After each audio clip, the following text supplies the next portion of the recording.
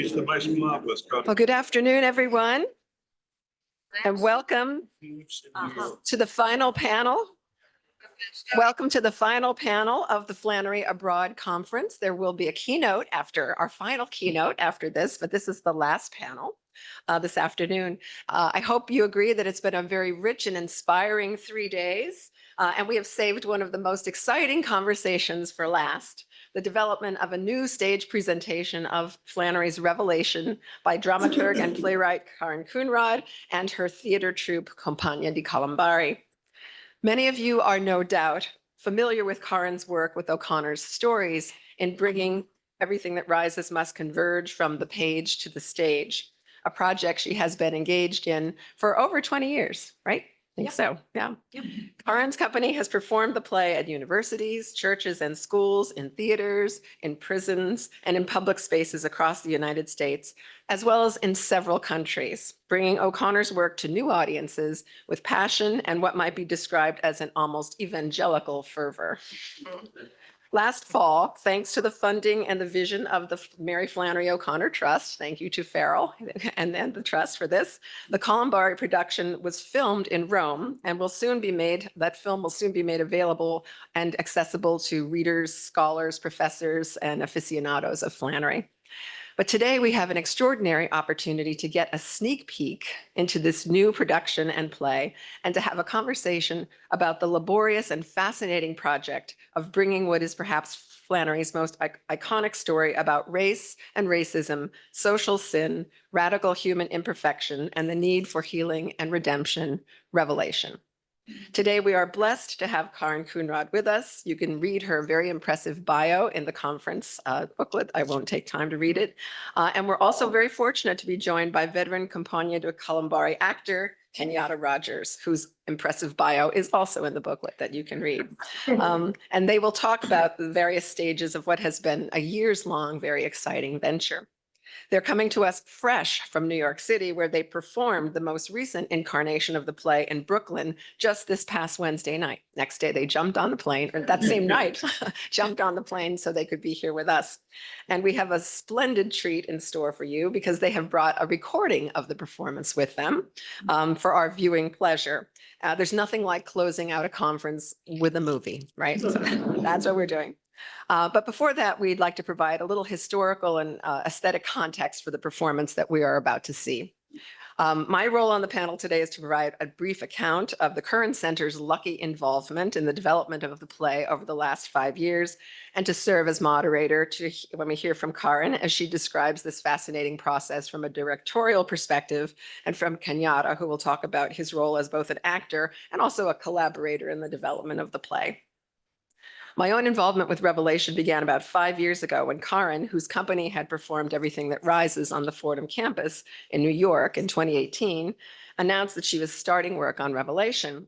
And she invited me, along with one of my colleagues from Fordham, African American Studies Professor Mark Chapman, to be part of a contextual conversation, a planning and an advisory group who would help to make this powerful and challenging story accessible to contemporary audiences. Most of us in the room have read this story. I'm just curious, how many of us know the story, Revelation? I think just about all of us, and a few who don't. And many of us have taught it in the classroom for many, many years. And therefore, we know from experience the special challenges that are posed by Revelation, bringing it to the stage to an audience of people who may not be familiar with the play. First, there's the challenge of the dramatic situation. The main character is a deeply racist white woman who's acting very badly in a doctor's office, which is full of other deeply racist white people. So from the beginning, the scenario is a difficult one. And then there is the challenge of the language. Bold, brutally honest, disturbing dialogue that reveals white people at their absolute worst. The terrible things they think and say among themselves about race behind closed doors. O'Connor uses the N-word freely in her stories. We all know that, but nowhere does she use it more freely and so frequently in such a short space as she does in Revelation. As we're well aware, O'Connor used that word quite deliberately, as she explained to readers and editors in her own time who objected to her use of it, quote, "It's the only word the people I write about would use." O'Connor lived her life as a writer, quote, "hotly in pursuit of the real," And part of the ugly reality of life is racism, white supremacy, and its soul-destroying consequences. She could not portray that accurately by using polite, sanitized language. This language, however, presents special problems for readers and audience members. If readers were sensitized to it in 1964, when she was writing the story, we are even more sensitized to it now, knowing all too well the history of the word and its terrible power to wound, to demean, to divide people against one another, and to incite violence. Racism, sadly, has been part of the fabric of American life from its inception, beginning with the subjugation of indigenous people, and then, of course, the practice of slavery. And has continued despite a bloody civil war that was supposed to bring an end to slavery and to unjust treatment of African Americans. It was through Jim Crow, through the civil rights movement of Flannery's time, racism always has been present with us. And though the laws may have changed, we know that it has remained a staple even now. It may go underground for a while, but every few years it kind of raises its ugly head, as it has in recent years, most visibly since the elections of 2016 and 2024. This dark history is deeply embedded in our national psyche and in our collective memory, and it became even more evident to us after that watershed year of 2020 with the murder of George Floyd and then the newly galvanized Black Lives Matter movement. More specifically, in the world of Flannery O'Connor studies, my book on O'Connor and race, this little book, Radical Ambivalence, was published with its revelations of some of O'Connor's very troubling comments about race and African Americans in her private correspondence. This was followed by an opportunistic New Yorker writer who will remain nameless, who seized the moment to write a very damning and also very self-serving renunciation of O'Connor as a racist whose stories were tainted and could not be trusted. Into this perfect storm of history and contemporary controversy walks Karin Coonrod, determined to bring O'Connor's powerful parable about race and redemption to the stage. In her wisdom, given our divisions and sensitivities, given our history of racial hatred and violence, Karin knew that audiences needed to be prepared for the unvarnished truth-telling of Revelation. And so she introduced this concept of the contextual conversation in which scholars, teachers, writers, actors, directors, both white and Black, would explore and unpack the play from their special vantage point. 2020 was also a watershed moment because of COVID. In addition to our dark history and the play's difficult language, an additional and very practical obstacle that Karin faced was the fact that the Colombari company could not get together in the same room in order to put on the play. But as is typical of Karin, she turned a problem into an artistic opportunity, and Revelation became an audio play. In March of 2021, in a premiere sponsored by Fordham's Curran Center, an audience gathered on Zoom to listen to an audio recording of 8 actors, 8, right? 8 actors reciting and performing their lines with great power and passion while we listened with rapt attention.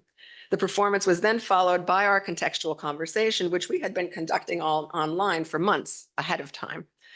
I was surprised and deeply moved by the power of the audio play, the purity of the experience of just listening to O'Connor's fine language, its rich blend of the biblical and the local, the elevated and the debased, the practical and the prophetic. We reprised the audio play and textual conversation several times afterwards, most memorably when we all finally were able to meet in person at the Sea Dog Theater down in the West Village in Manhattan. The audio play then set the stage, so to speak, for the next incarnation of the play, the meeting of actors in space and the reading of their parts at Georgetown University first and then at Fordham University in May of 2023.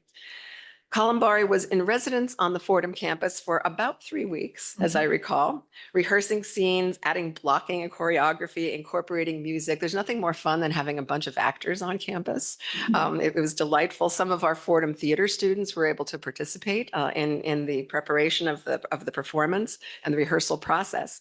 And I was especially delighted because in between my office hours and my teaching, I could stop in and watch them rehearse, which was just so magical. That's where magic happens, where the actors would go over the fine, minute details of every scene, every syllable until they got it just right, and the particular delight that they would experience when they discovered the way that a scene should be played.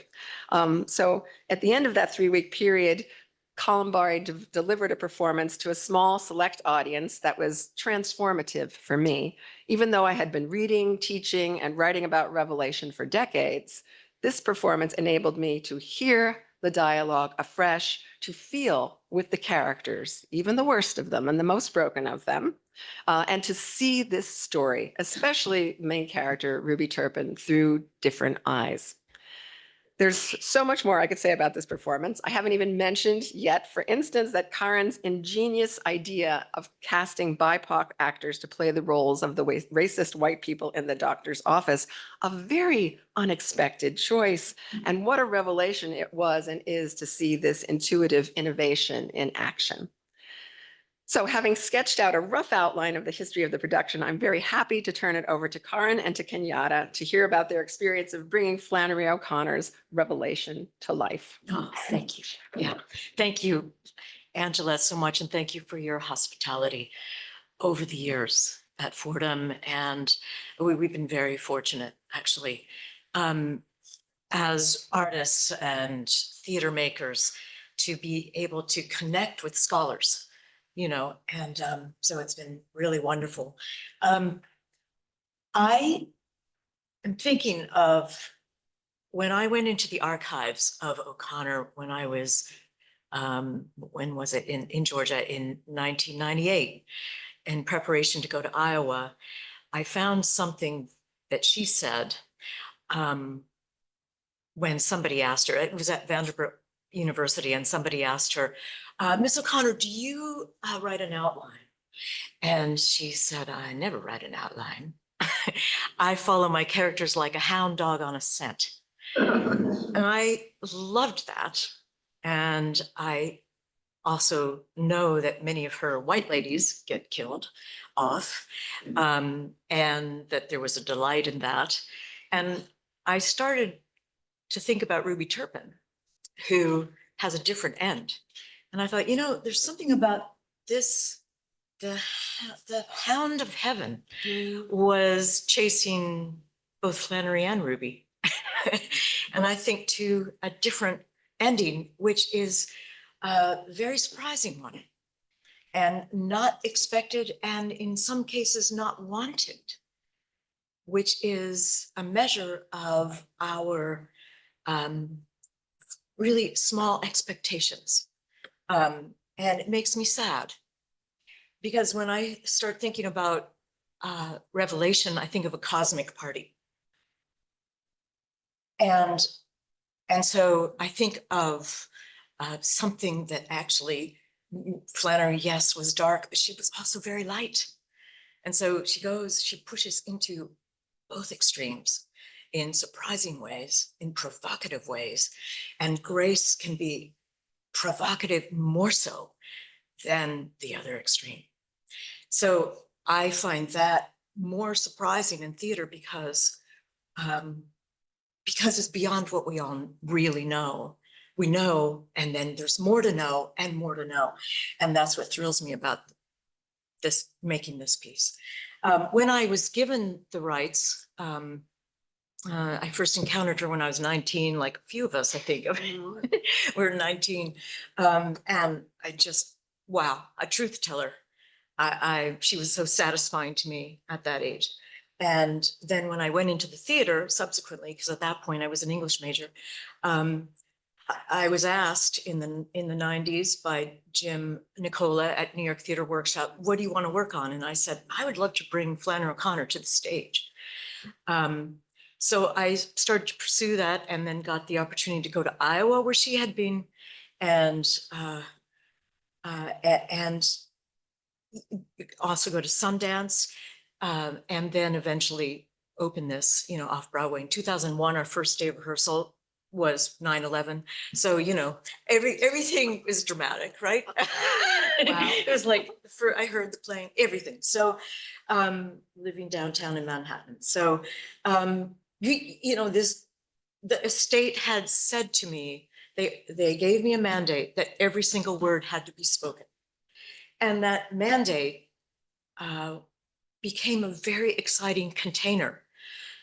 The discipline of that container and what it afforded theatrically, and what freedom it offered, was really thrilling to me, because I thought, first of all, she lives in her narration, and and there's so much contradiction in the narration, so much as dialogic imagination, you know, all that, that is very funny. And very, as one of the scholars, carnivalesque, you know, I read everything. So, you know, you just collect, gather, read, and then make, you know, and throw it out, you just make. But it was very exciting. And in this case, bringing together, because as Angela said, everything that rises must converge, is the company was cast according to color.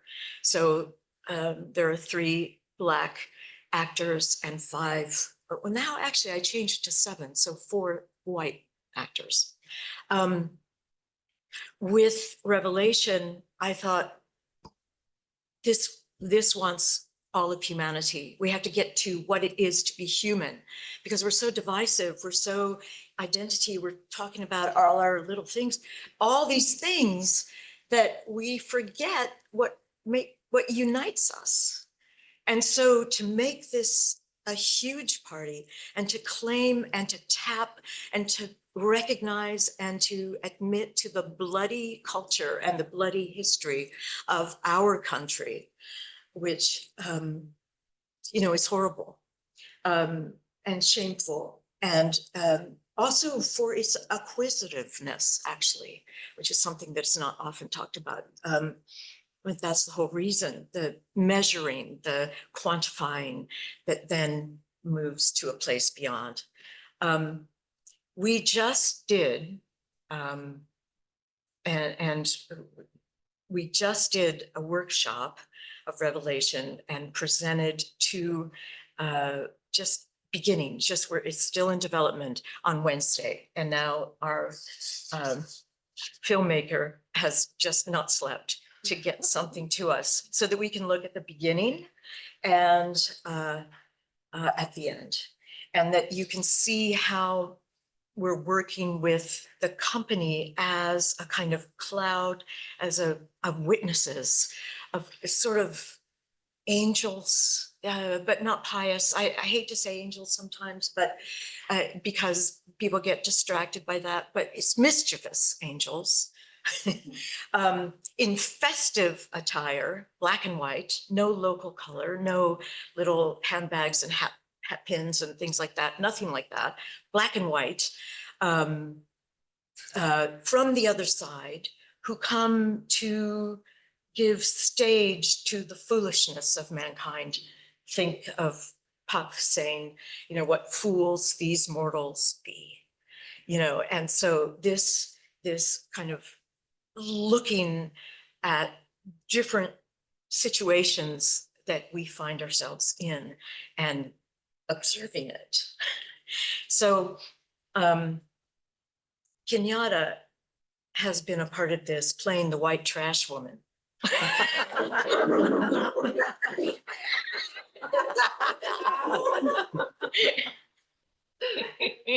So we have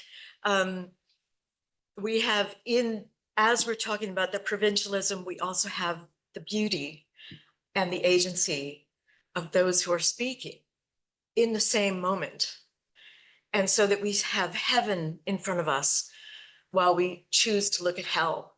You know, it really, Flannery O'Connor is like the American Dante, I think, and the Divine Comedy and his Purgatory, and Susan, my dear friend, you know, Catherine of Genova, and all that influenced me. We are in we can choose, we have our own crises to go to, but through, and if we go through, then we see. So this is, and I've also am very lucky to be working on Lear at the same moment. Lear, King Lear and Ruby Turpin both need to see.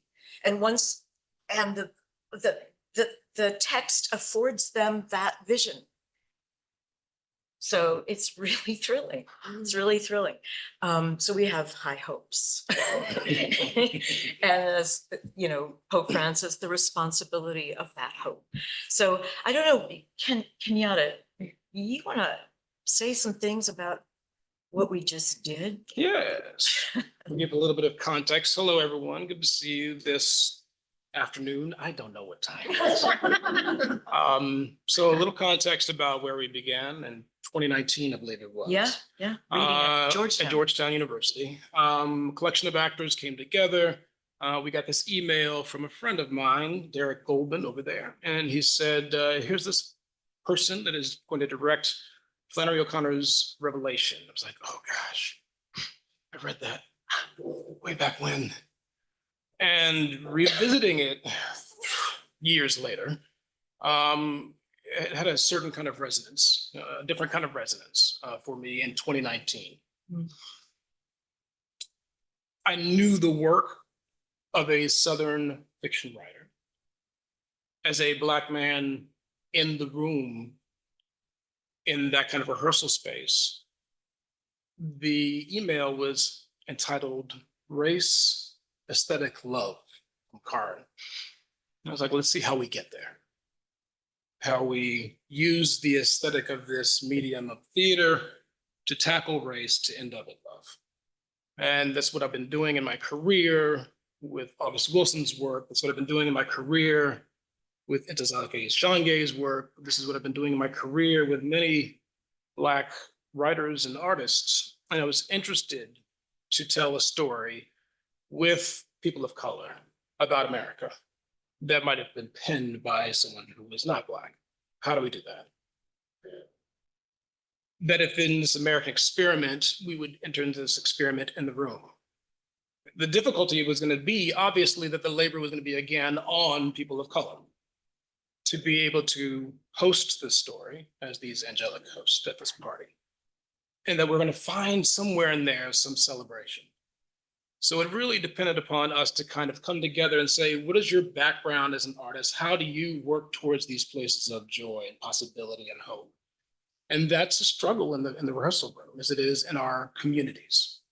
And so we started with community agreements about talking about what was harm and harmful and what was discomfort, and being real with each other in the room about that. And hoping that those kinds of conversations would continue beyond our rehearsal room into our audiences as well. What's uncomfortable so that something can be achieved, and what is harmful. And knowing when you could and needed to remove yourself from the space, if necessary, to come back if you needed to. And so we honored that. We also found ways in the room to make sure that we came in whole and out whole by checking in with each other throughout the process. And so it was arduous. It was tough. The word is thrown around a lot, but I think even more than the word, we were also concerned about the lie that was happening in front of our faces every day on a daily basis. So we would come in and unpack the things we saw in life and said, this is just like what she wrote. And that's how I think we found the kind of keys in Flannery O'Connor's work, a woman of a certain time, inside the fishbowl, inside the understanding that breathing water is what a fish does. Right? She's a product of her time, who's writing these prophetic things that we're agreeing with on the page and wanted to take to the stage. So there are translations, there are ways of getting there through, if we're looking at the biblical studies, if we're looking at great literature from America, if we're looking from the literatures across the world, for accessing this and making sure that this is understood by the folks that we want to entertain, teach, share. So it took some time, and it's still taking that time. We're on iteration 5.0.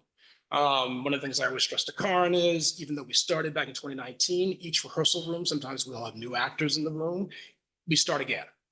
We begin again. We begin again. And so this is a growing process to figure out how we can take the things that we love, that we know to be classics, that we know to be moving, and allow artists to speak freely from their point of view to create a kaleidoscopic vision. So that's what we're working on. That's our experiment. Yeah, yeah, great. Why don't we show, what we have is first 15 minutes of what we showed in Brooklyn at St. Paul's Church, and then we'll just stop and skip and show the last, I don't know what it is, 15 minutes or something like that, which begins, so we'll show the first how it begins. And it's, I just want to reiterate, we are still in development. We had 2 weeks and 2 days, actually. So It's a very good rehearsal. yeah, it's really good. Should we turn out the lights? Yeah, I think so. Stefano, are you able to do that from where you are? Because I think it would be better to be able to see, easier to see, and maybe pull down that shade might be great. Liam, thank you. Yes. Movies.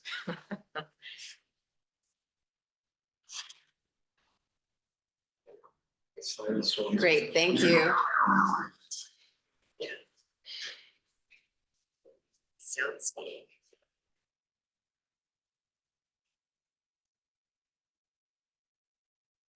Here we go. The doctor's waiting room which was very small. was almost full, When the Turpins entered, and Mrs. Turpin, who was very large, made it look even A little smaller. louder, Stefano. Presence.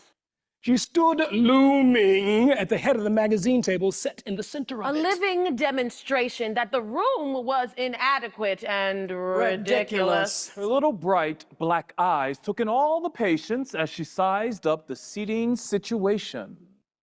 There was one vacant chair. And a place on the sofa occupied by a blonde child in a dirty blue romper. Who should have been told to move over and make room for the lady. he was 5. Or 6. But Mrs. Turpin saw at once that no one was going to tell him to move over. He was slumped down in his seat, His arms at his side, his eyes idle in his head. His nose ran unchecked. Mrs. Turpin put a firm hand on Claude's shoulder and said in a voice, That included anyone who wanted to listen. Claude, you sit in that chair there. and gave him a push down into the vacant one. Claude was florid and bold and sturdy, somewhat shorter than Mrs. Turpin. But he sat down as if he were accustomed to doing what she asked him to. Mrs. Turpin remained standing. The only other man in the room besides Claude was a lean, stringy old fellow with a rusty hand spread out on each knee. His eyes were closed as if he were asleep or dead. Or pretending to be. so as not to get up and offer her his seat. Mrs. Turpin's gaze settled comfortably on A well-dressed, gray-haired lady. whose eyes met hers. And whose expression said, If that child belonged to me, he would have some manners and move over. There's plenty of room for you and him, too. Claude looked up with a sigh and made as if to rise. Sit down, Claude. You know you're not supposed to stand on that leg. He has an ulcer on that leg. She explained. Claude lifted his foot onto the magazine table and rolled his trouser leg up to reveal a purple swelling. On a plump, marble-white calf. My, the pleasant lady said. How'd you do that? A cow kicked him. Goodness, said the lady. Claude rolled his trouser leg down. Well, maybe the little boy would move over. The lady suggested. But the child did not stir. Someone will be leaving in a minute. Mrs. Turpin said. She could not understand why a doctor who makes as much money as they do, charging $5 a day just to stick their head in the hospital door and look at you, could not afford a decent-sized waiting room. This one was hardly bigger than a garage. The table was cluttered with a limp-looking magazine, and at one end of it, there was a big green glass ashtray full of cigarette butts. And cotton wads with little blood spots on them. If she had anything to do with the running of the place, that would have been emptied every so often. There were no chairs against the wall at the head of the room. There was a rectangular-shaped panel in it that permitted a view of the office where the nurse came and went. And the secretary listened to the radio.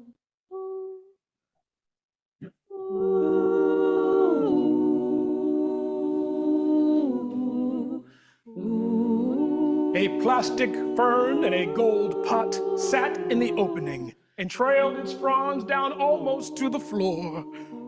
The radio was softly playing gospel music.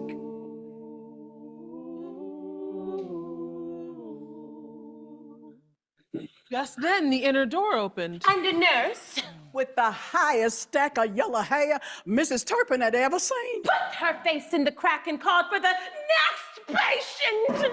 The woman sitting Beside Claude, grasped the arms of her chair and hoisted herself up. She pulled her dress free from her legs and lumbered up the door where the nurse had disappeared. Mrs. Turpin eased into the vacant chair. Which held her tight as a corset. I wish I could reduce, she said. And rolled her eyes and gave a comic sigh. Oh, you aren't fat, the lady said. Oh, I am too, Mrs. Turpin said. Claude, he eats all he wants to and never weighs more than 175 pounds. But me, I just look at something good to eat and I gain some weight. And her stomach and shoulders shook with laughter. You can eat all you want to, can't you, Claude? She said, turning to him. Claude only grinned. Well, so long as you have a good disposition, the stylish lady says, I don't think it matters what size you are. You just can't beat a good disposition. Next to her was a fat girl of 18 or 19. Scowling into a thick blue book. Which Mrs. Turpin saw was entitled Human Development. The girl raised her head and directed her scowl At Mrs. Turpin as if she did not like her looks. She appeared annoyed that anyone should speak while she was trying to read. The poor girl's face was blue With acne. And Mrs. Turpin thought how pitiful it was to have a face like that at that age. She gave the girl a friendly smile. but the girl only scowled the harder. Mrs. Turpin herself was fat. But she always had nice skin. And though she was 47 years old, there was not a wrinkle in her face. Except around her eyes from laughing too much. Next to the ugly girl What's the child? Still in exactly the same position. And next to him was a thin, leathery old woman in a cotton print dress. She and Claude had 3 sacks of chicken feed in their pump house in the same print. She had seen at the start that the child belonged with the old woman. She could tell by the way they sat, kind of vacant and white trashy. As if they would sit there until doomsday if nobody called and told them to get up. And at right angles, but next to the well-dressed, pleasant lady, was a lank-faced woman. Who was certainly the child's mother. She had on a yellow sweatshirt and wine-colored slacks. Both trashy looking, gritty looking. And the rims of her lips Were stained with snuff. Her dirty yellow hair was tied behind with a little piece of red paper ribbon. Worse than niggas any day. Mrs. Turpin thought. The gospel hymn playing on the radio was, when I looked up, When I looked up, and he looked down, and he looked down. And Mrs. Turpin, who knew it, supplied the last line mentally. And one of these days, I know I'll wear a crown. Without appearing to, Mrs. Turpin always noticed people's feet. The well-dressed lady had on red and gray suede shoes to match her dress. Mrs. Turpin had on her good black patent leather pumps. The ugly girl had on her Girl Scout shoes and heavy socks. The old woman had on tennis shoes. And the white trashy mother had on what appeared to be bedroom slippers, black straw with gold braided through them. Exactly what you would have expected her to have on. Sometimes at night, when she couldn't go to sleep, Mrs. Turpin would occupy herself with the question of who she would have chosen to be if she couldn't have been herself. If Jesus had said to her before he made her, there are only two places available for you. You can either be a nigger. Or white trash. What would she have said? Please, Jesus, please, she would have said. Just let me wait until there's another place available. And he would have said, no, I only have those two places available for you, so make up your mind. she would have wiggled. And squirmed. And begged. Pleaded. But it would have been no use. Finally, she would have said, All right, make me a nigger then. But that don't mean a trashy one. And he would have made her a neat, clean, respectable Negro woman herself, but black. Next to the child's mother was a red-headed youngish woman reading one of the magazines and working a piece of chewing gum. Hell for leather, as Claude would say. Mrs. Turpin could not see her feet. She was not white trash. Just common. Sometimes Mrs. Turpin occupied herself naming the classes of people. On the bottom of the heap were most colored people. Not the kind she would have been if she had been one. But most of them. Then next to them, not above, just away from, was the white trash. And then above them were the homeowners. and above them, the home and landowners to which she and Claude belonged. Above she and Claude were people with a lot of money And much bigger houses and much more land. But here, the complexity of it would begin to bear in on her. For some of the people with a lot of money Were common and ought to be below she and Claude. And some of the people with good blood had lost their money and had to rent. And then there were colored people who owned their own homes and land as well. There was a colored dentist in town who had 2 red Lincolns and a swimming pool and a farm with registered white-faced cattle on it. Usually by the time she had fallen asleep, All the classes of people. One moiling. And roiling around in her head. and she dreamed they were all crammed together in a boxcar being ridden off to be put in a gas oven. There's a beautiful clock there, she said and nodded to her right. It was a big wall clock, its face encased in a brass sunburst. Yes, it's very pretty, the stylish lady said agreeably. And right on the dot, too, she added, glancing at her watch. The ugly girl beside her cast an eye upward at the clock, smirked, then looked directly at Mrs. Turpin and smirked again. Then she returned her eyes to her book. She was obviously the lady's daughter because although they did not look anything alike as to disposition, They had the same shape of face and the same blue eyes. On the lady, they sparkled pleasantly. But in the girl's seared face, they appeared alternately to smolder and to blaze. What if Jesus had said, all right, You can be White trash, white trash, white trash. Oh, nigga. nigga.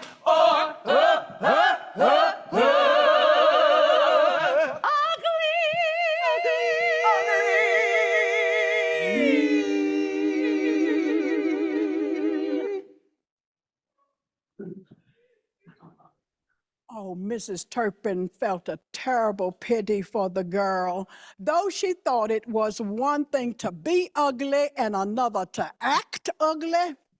The woman with the snuff-stained lips turned around in her chair and looked up at the clock. Then she turned back and appeared to look a little to the side of Mrs. Turpin. There was a cast in one of her eyes. You want to know where you can get one of them there clocks? She asked in a loud voice. I already have a nice clock, Mrs. Turpin said. Once a woman like her got a leg in the conversation, she would be all over it. You can get you one with green stamps, the woman said. That's more than likely where he got his in. Save you up enough and you can get you most anything. I got me some jewelry. Ought to have got you a wash rag and some soap, Mrs. Turpin said to herself. I got contour sheets with mine, the pleasant lady said. The daughter slammed her book shut. She looked straight in front of her, directly through Mrs. Turpin and on through the yellow curtain and the plate glass window which made the wall behind her. Her gaze seemed lit all of a sudden with a peculiar light. An unnatural light, like night road signs give. Mrs. Turpin turned her head to see if there was anything going on outside that she should see. But she could not see anything. Figures passing cast only a pale shadow through the curtain. There was no reason the girl should single her out for her ugly look. Miss Finley, the nurse said, cracking the door. The gum-chewing woman got up and passed in front of her and Claude and walked into the office. She had on red high-heel shoes. Directly across the table, the ugly girl's eyes were fixed on Mrs. Turpin as if she had some very special reason for disliking her. Beautiful weather, isn't it? The girl's mother said.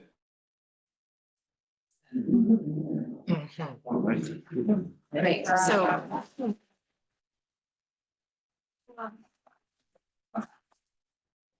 I think we can move right to the next section. Yeah, and then we'll see each other on the other side. Yeah. Yeah. We start at the scene, at the truck, the scene with the pail of ice water.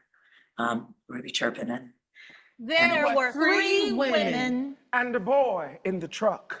Us doing nicely, the oldest woman said. How you doing? And her gaze stuck immediately on the dark lump on Mrs. Turpin's forehead. You done fell down, ain't you? The woman asked in a solicitous voice. The old woman was very dark and almost toothless. She had on an old felt hat of Claude set back on her head. The other two were younger and lighter and had on new bright green sun hats. One of them had hers on her head. The other had taken hers off. And the boy was grinning beneath it. Mrs. Turpin set the bucket down on the floor of the truck. Y'all help yourselves, she said. She looked around to make sure Claude had gone. No, I didn't fall down, she said, folding her arms. It was something much worse than that. Oh, ain't nothing bad happened to you, she said. She said it as if they all knew that Mrs. Turpin was protected in some special way by divine providence. You just had you a little fall. We was in town at the doctor's office for where the cow kicked Mr. Turpin. Mrs. Turpin said in a flat tone that indicated they could leave off their foolishness. And there was this girl there, a fat, ugly girl with her face all broke out. I could look at the girl and tell she was peculiar, but I couldn't tell how. And me and her mama was just a-talking and a-going along, and all of a sudden, wham! She throws this big book she was reading at me. No! The old woman cried out. And then she jumps over the table and commences to choke me. No! They all exclaimed, no! Well, how come she do that? The old woman asked. What ailed her? Mrs. Turpin only glared in front of her. Something ailed her, the old woman said.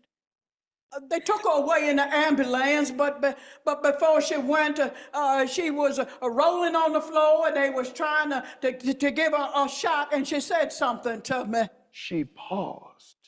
You know what she said to me? What'd she say? They asked. She said, Mrs. Turpin began. And stopped. Her face was very dark and heavy. The sun was getting whiter and whiter, blanching out the sky overhead so that the leaves of the hickory tree looked black in the face of it. She could not bring forth the words. Something real ugly, she muttered. She sure shouldn't say nothing ugly to you, the old woman said. You so sweet. You the sweetest woman I know. She pretty too, the one with the hat on said. And stout, the other one said. I never knowed no sweeter white lady. That's the truth before Jesus, the old woman said. Amen. You just as sweet and pretty as you can be. Mrs. Turpin knew exactly how much Negro flattery was worth, and it added to her rage. She said. She began again and finished this time with a fierce rush of breath. That I was an old warthog from hell.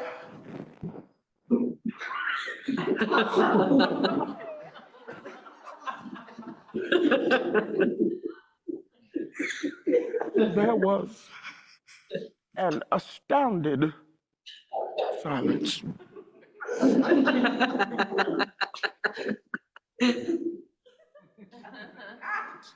Where's she at? The youngest woman cried in a piercing voice.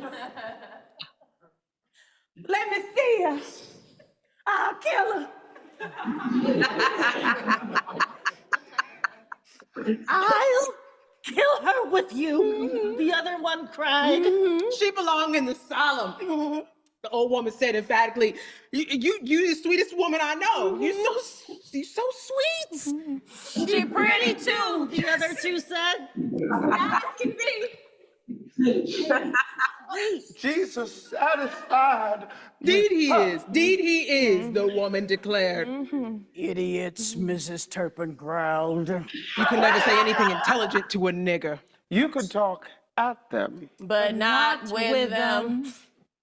Y'all ain't drunk your water. Leave the bucket in the truck when you're finished. I got more to do than just stand around and waste the time of day. And she moved off and into the the house. She stood in the middle of the kitchen for a moment. The dark protuberance over her eye looked like a miniature tornado cloud. Which might any moment sweep across the horizon of her brow. Her lip protruded dangerously. She squared her massive shoulders. Then she marched into the front of the house. And out the side door, And started down the road to the pig parlor. She had the look of a woman going single-handed, weaponless into battle. The sun was a deep yellow now, like a harvest moon. And was riding westward very fast over the far tree line as if it meant to reach the hogs before she did. The road was rutted, and she kicked several good-sized stones out of her path as she strode along. The pig parlor was on the end of a lane that ran off from the side of the barn. it was a square of concrete as large as a small room. With a board fence about 4 feet high around it. The concrete floor sloped slightly so that the hogwash could be run off into the trench, whereas carried off into the field as fertilizer. Claude was standing on the outside, on the edge of the concrete, hanging onto the top board, hosing down the floor inside. The hose was connected to a faucet of a water trough nearby.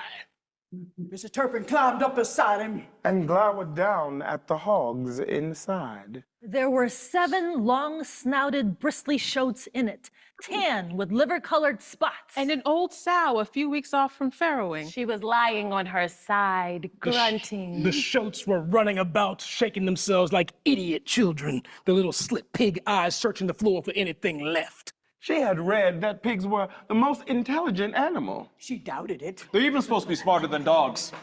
There had even been a pig astronaut. He had performed his assignment perfectly, but then died of a heart attack because they left him sitting upright in his examination in his electric suit when naturally hogs should be on all fours. A grunting and a rooting and a groaning. Give me that hose. Give me that hose, she said, yanking it from Claude. Go on and carry them niggas home and get off that leg. You look like you might have swallowed a mad dog, Claude observed. He got down and limped off. He paid no attention to her humors. Till he was out of earshot. Mrs. Turpin held the hose, pointing the stream of water at the hindquarters of any shoat that looked as if it might try to lie down. When he had time to get over the hill, She turned her head slightly. And her wrathful eyes scanned the path. He was nowhere in sight. Then she turned back and seemed to gather herself up. Her shoulders rose. She drew in her breath. What do you send me a message like that for? She said in a low, fierce voice, barely above a whisper. But with the force of a shout in its concentrated fury. How am I a hog and me both? How am I saved and from hell too? Her free fist was knotted and the other gripped the hose. Blindly pointing the stream of water in and out of the eye of the old sow. Whose outraged squeals she did not hear. The pig parlor commanded a view of the back pasture, whither 20 beef cows were gathered around the hay bales clawed. And the boy had put out. The freshly cut pasture sloped down to the highway. Across it was their cotton field, and beyond that, a dark green, dusty wood, which they owned as well. The sun was behind the wood, very red, looking over the paling of trees like a farmer inspecting his own hogs. Why me? She rumbled. It's no trash here, black or white, that I haven't given to. Break my back to the bone working every day and do for the church. She appeared to be the right-sized woman to command the arena before her. How am I a hog? She demanded. Exactly how am I like them? And she jabbed the stream of water at the shoats. There was plenty of trash there. It didn't have to be me. If you like trash better, go get yourself some trash then. She railed. You could have made me trash or a nigger. If trash was what you wanted, why didn't you make me trash? She shook her fist with the hose in it, and a watery snake appeared momentarily in the air. I could quit working, take it easy, be filthy. She growled. Lounge around all day on the sidewalks, drinking root beer, dip snuff, spitting to every puddle, have it all over my face. I could be nasty. Oh, you could have made me a nigger. It's too late to be a nigger though, huh? She said with deep sarcasm. But I could act like one, lay down in the road, stop traffic, roll all around. in the Deepening light. everything was taking on a mysterious hue. The pasture had grown a peculiar glassy green, and the streak of highway turned lavender. She braced herself for her final assault, and this time her voice rolled out over the pasture. Go on! She yelled. Call me a hog! Call me a hog again from hell! Call me a warthog from hell! Put the bottom rail on the top, there'll still be a top and a bottom! A garbled echo returned to her. A final surge of fury shook her, and she roared. Who do you think you are?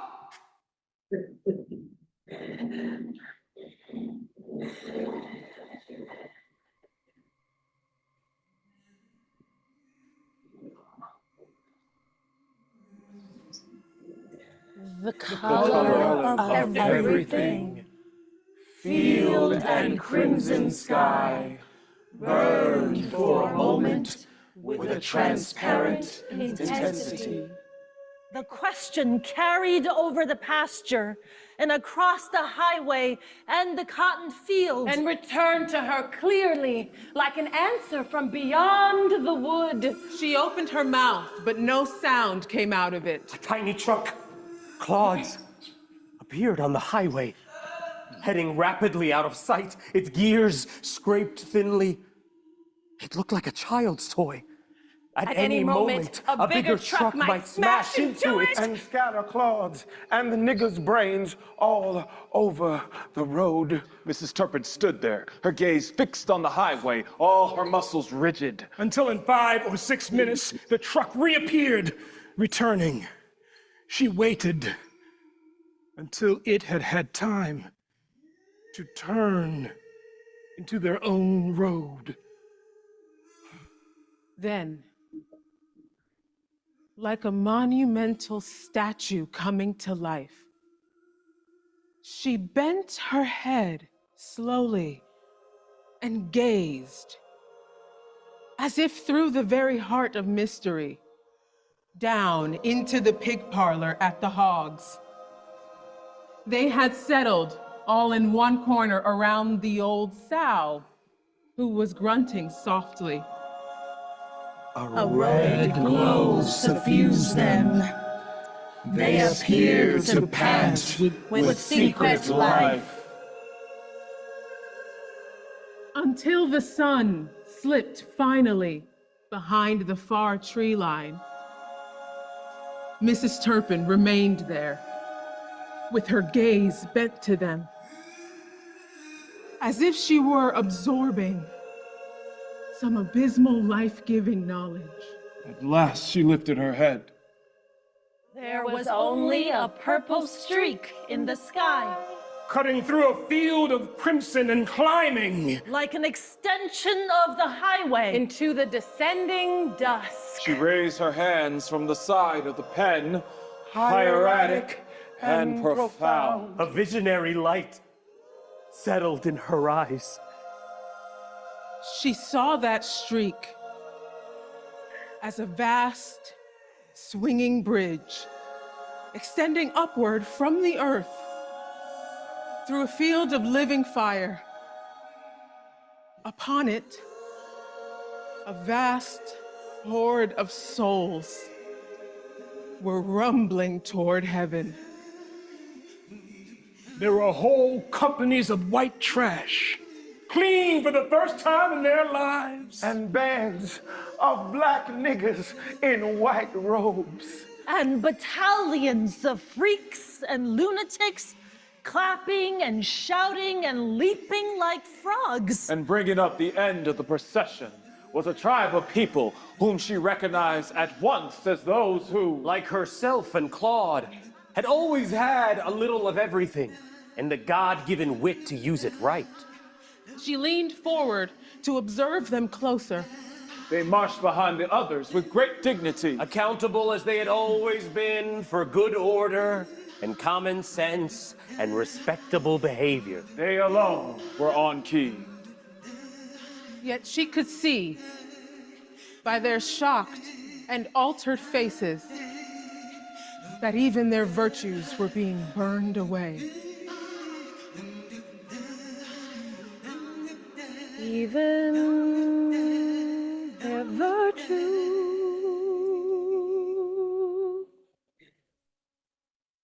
were being burned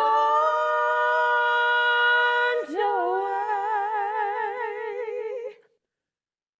Even their virtues were being burned away. Even their virtues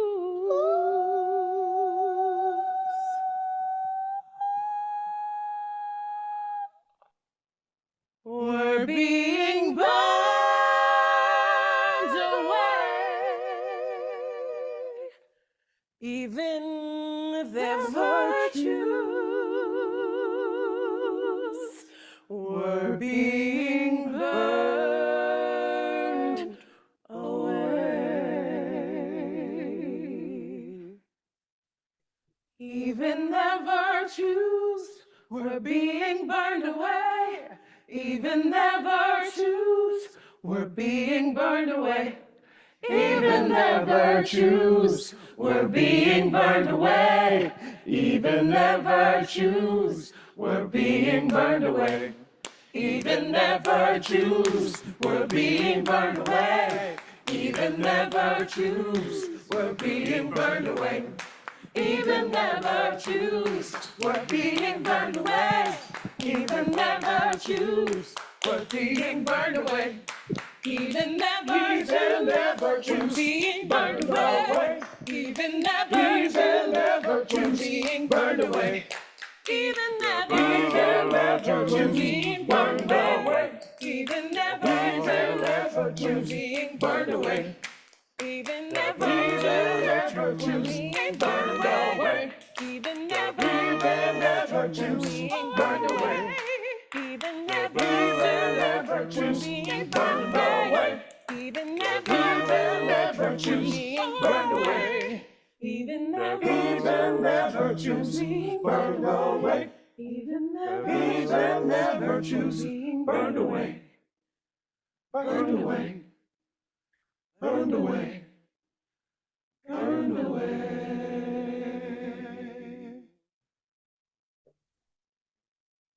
She lowered her hands and gripped the rail of the hog pen. Her eyes small, but fixed, unblinkingly, on what lay ahead. In a moment, the vision faded, but she remained where she was, immobile. At length, she got down, turned off the faucet, and made her slow way on the darkening path to the house. In the wood around her, the invisible cricket choruses have struck up, but what she heard were the voices of the souls climbing upward into the starry field and shouting, Hallelujah! Hallelujah.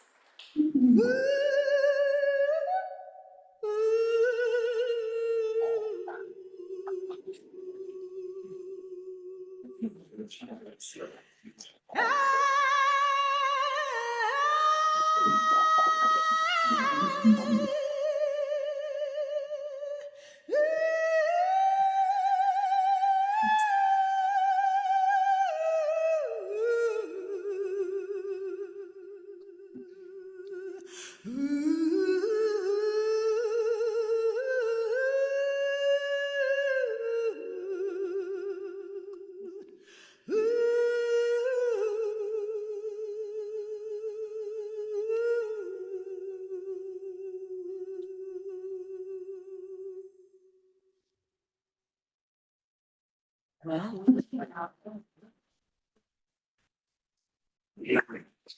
Thanks. It's fun to share. In this early stage, yeah. So that's the second time in my life that Revelation has made me cry. Thanks for that, Karin. Yeah, so I don't know if you want to take questions now or if, Sure. yeah. Yeah. Happy to Questions, take comments, yeah. responses to this extraordinary dramatic presentation of a story that most of us know quite well and probably has a special place in our hearts. Jessica. Thanks so much for that. Prior to that, can you talk about the weekend? The music. Actually, one of our composers is here. Aaron. Lift your head. So, our composers, Aaron Whitby and Martha Redbone, Aaron, do you want to say anything from there? No, well, hello, sorry, I just happened to be here by chance to hear, I'm from here. So I flew on the other Delta flights. Yeah, the music was, well, it's to be honest, Karin made it very simple for us. I don't know, you could hear probably more in the last, not this song, but the part, that's Martha, my wife, who really did most of the work. And Lisa Fisher as well, singing with her. And Karin had asked us to kind of give like an angelic choir. So but with kind of roots, deep roots, you know? Yeah. In the kind of South and, you know, some blues roots and some gospel.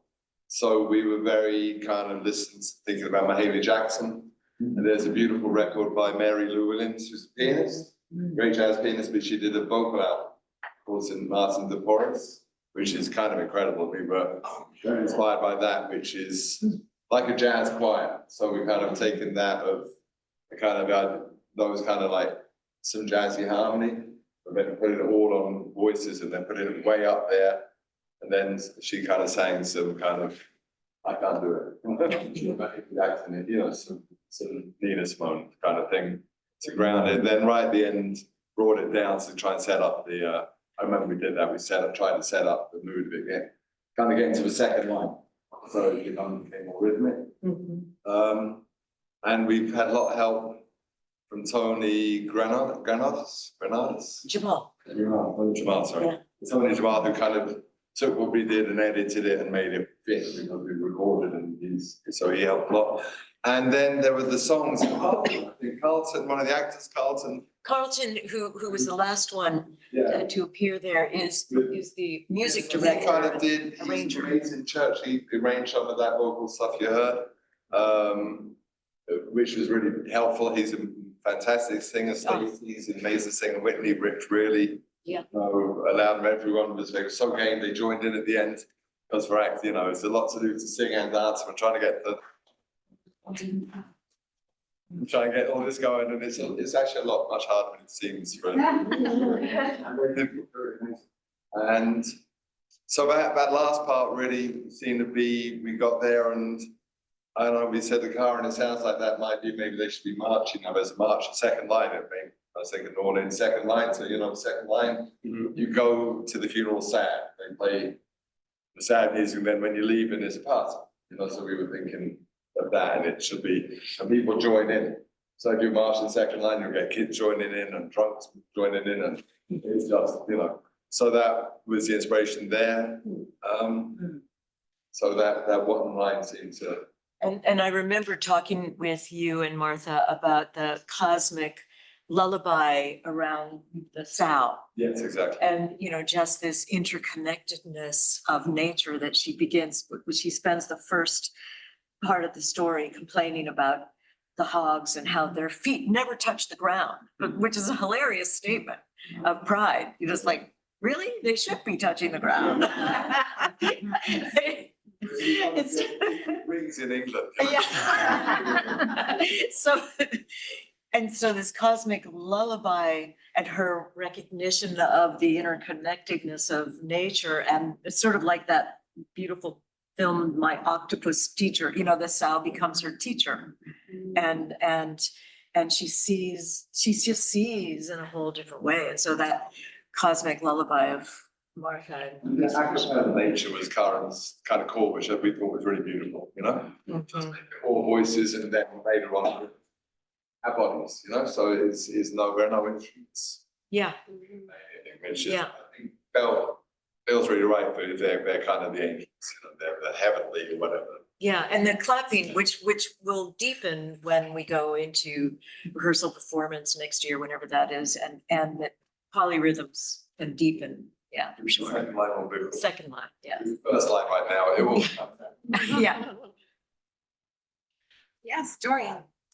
So I had the good fortune to see both of the performances of everything that Rises Must Converge in Houston, and I was particularly interested. I mean, it isn't Yeah, it's incredible. Thank you so much for this. But to see the difference between the talkbacks on the 2 successive nights, I wondered if that was going to be an aspect of this piece as well, to have the talkbacks at the end, and how that kind of informs your staging. Right. Well, we typically we'd like, especially when that piece is very portable, the ETRMC, and we often go to universities, we go to prisons, like for instance, we were in Department of Corrections in Manhattan, and one guy, I mean, it was all Black fellows with one white guy, and one guy in the middle of the place said, that boy's not very nice to his mama.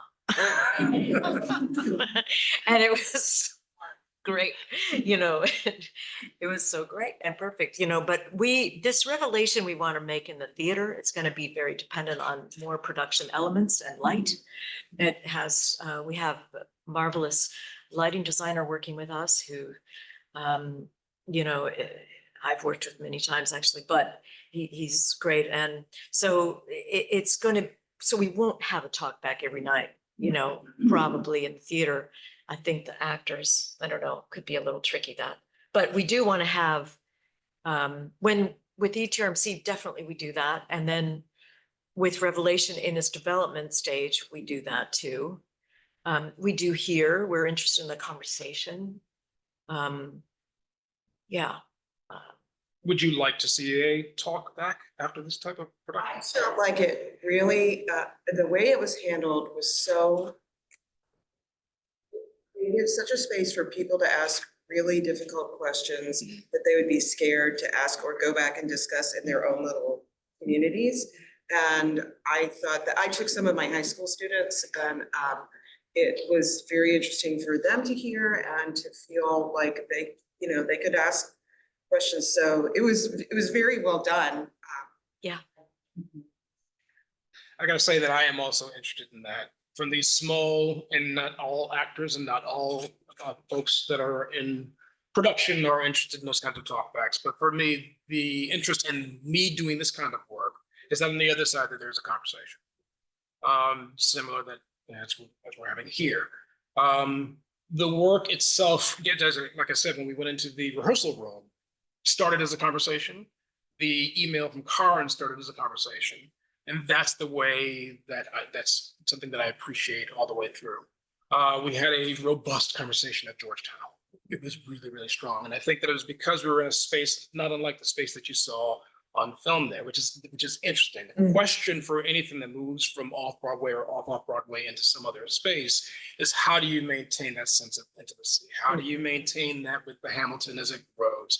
How do you maintain that with the For Colored Girls as it grows from these clubs in San Francisco to the Broadway stage?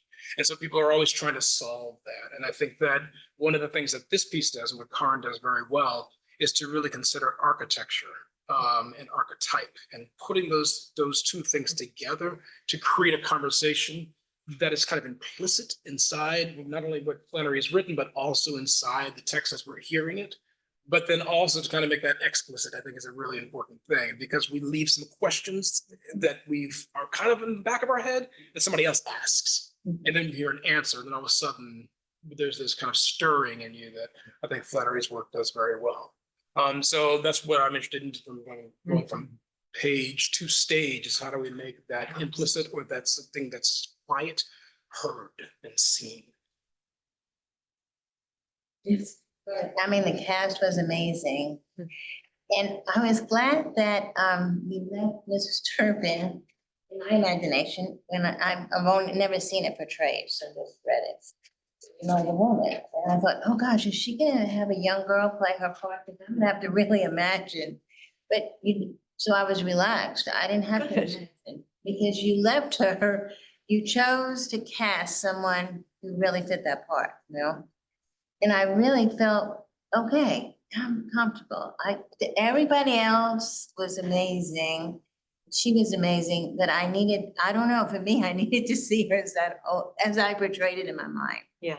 And then when she came on stage, I said, yep, that's what she looks like. Okay, I'm good. I don't know, did you do that? I mean, each time you do this play, is that Is Turpin going to be an older woman? I mean. Oh, it just has to be the right actor. Yes. And doesn't matter. We cast against, obviously against race and against gender and against generation.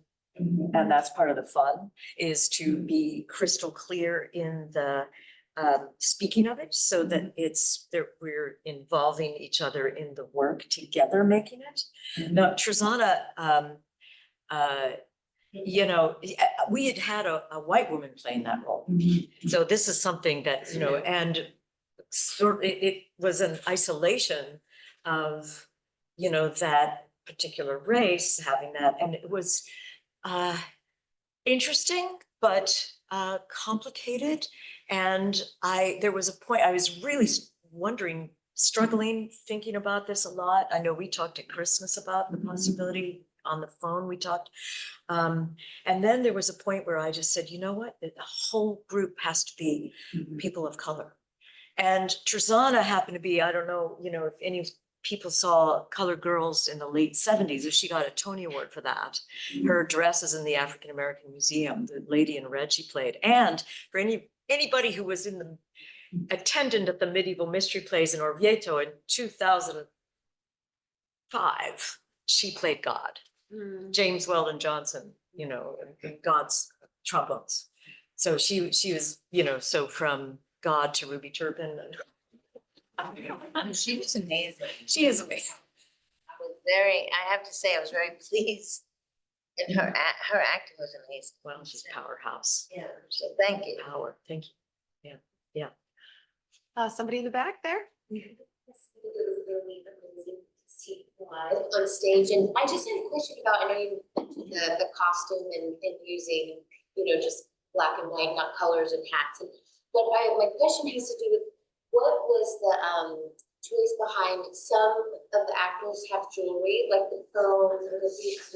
Was there a reason behind that? Why those actors, wore jewelry? Well, it was one of them had green earrings and I said, no, take them off. So it was, that was very light, just like if it was white or black, it's okay. Like if she had had black earrings, that would have worked. But the one that actor Mary Grace, for example, she had pearls. Pearls, yeah. No, nothing. No, it was just festive.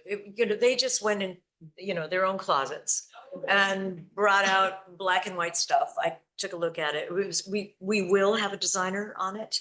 A really wonderful designer who's doing a lot of the work for Juneteenth at Lincoln Center this year. She's going to be our costume designer. And this idea of black and white feels really right, to take it completely away from that sort of what we can imagine, to explode the familiarity, just as she exploded the platitudes, and to get to another place and to say, we are talking about something much bigger than it's provincial, but it's also universal. It's big. It's a huge story. Yes, in the back. Yes. I'm. Yeah. Yes, and that's still growing always. Like it's very influenced by the Greeks. I've done a lot of the Greeks and Shakespeare. It's the text, the precision of the text, and the movement, and the joy of the interaction. I mean, what we need is what we're working on is something very, very tight and very loose. And it takes a long time to get super loose, really, so you're really playing it, in the discipline. It's like the container. In the container and the discipline of the container, then there's this amazing freedom. Yeah, Greeks, of course. So I think we have time for one more question. Yeah. I just wanted to thank you, Karin. It's amazing. I wanted to comment on the form, how you were saying about kaleidoscope vision, and to really kind of try and maybe ask the question that you had such a strong ensemble, but inside of that, there's so many individuals, and they're really individual as well. and how you're an incredible leader. Like you are a visionary leader. I've worked with you and you're amazing. But how you give, as an actor in her work, how you give, I don't know how you do that. There's kind of an alchemy to it, that like you can be this strong individual and yet give such power to the collaboration and the conversation. So your work's never a lecture, and you could really feel that, like that conversation element. It's kind of like, yeah, I don't know. So you've got the forms matching this thing that you're saying. We're invited in to see our connection as human, but it doesn't homogenize or doesn't erase. And it really is difficult to watch. And I found like talking about the feedback, the need of conversation, because it's so hard to hear that end over and over. And also, yeah, to have like, so it's a powerful, I don't know how you do that, how you like make it inclusive, but also individual. Do you feel that working? I do. Let me speak to that just in terms of any creative process in the theater, especially dealing with race. It's wrestling. Yeah. You know, this is, I'm so happy to hear that as an artist. I'm looking at every little thing and, well, I'm going to do different next time. And I'm looking at, but at the same time, I'm also looking at what you're seeing going, that's amazing how that came together. And then I'm piecing back, this is 5 years. This is lots of conversations. This is lots of events that have happened through elections and through events in the news that keep on adding to. This is time for people to say, wait a minute, that doesn't feel right. I had a moment myself where I was like, this doesn't feel right in my body. We need to revisit. Right. So there are many different ways to get to the endings that you're describing, but it's about the artist in the room, from the designers to the actors to the sound folks who are like, that's not going to be heard. I'm glad you've got that. That's not going to be seen or heard. And so Karin's job as the director, not only as the visionary at the beginning, but also how do you find those places of hearing, audience, and compromise that I think is tough in any room, but especially with this play. And especially, that's kind of what I'm excited about in terms of how it goes out into the world. How does it wrestle with this as well? I hope it's not easy. Yeah. It hasn't been in the room. And somehow there's like, Karin, I want to ask you, like when you do your castings, there's this kind of courage that you do, because it is really intellectual to watch. And it's like you get strong intellectual actors and you're not threatened by that. No. And that's not common. So I just like, because do you feel that as like, I don't know, maybe it's also different in America, but. We're going to ask the question slightly different way. How do you control that once you've let loose this amazing thing? Where do you draw loose and control, loose and control? Yes. How do you reclaim control over the form? Yeah, just takes time. It takes time. And building history, like KenYatta was at the, I first met KenYatta in 2019 in December. So when we did our reading. And then the next year we did the radio play. And then the next year we kept having conversations around the radio play and all these, the building of history. And when somebody can't continue because they get a movie or something else happens, then I bring somebody else in, and then that person may be the one to take over. So it's kind of being loose about that as well, but also being strong. So, it's confidence, and it's also getting towards radical presence, which I think getting everybody on the page about. There's so many distractions in our world, as we know, and what the theater is about is being present in that moment with all our hearts, and everything that we've got. And so that is a gift, as long as we are, sometimes we talk, before and say, we'll never see this group again. This is the only time we will all be together in the room. To have the cosmic party. So thank you so much. We could talk about this forever, but over dinner, everyone's welcome to stay for dinner later and we can continue the conversation. But please join me in thanking Karin and KenYatta for taking all this.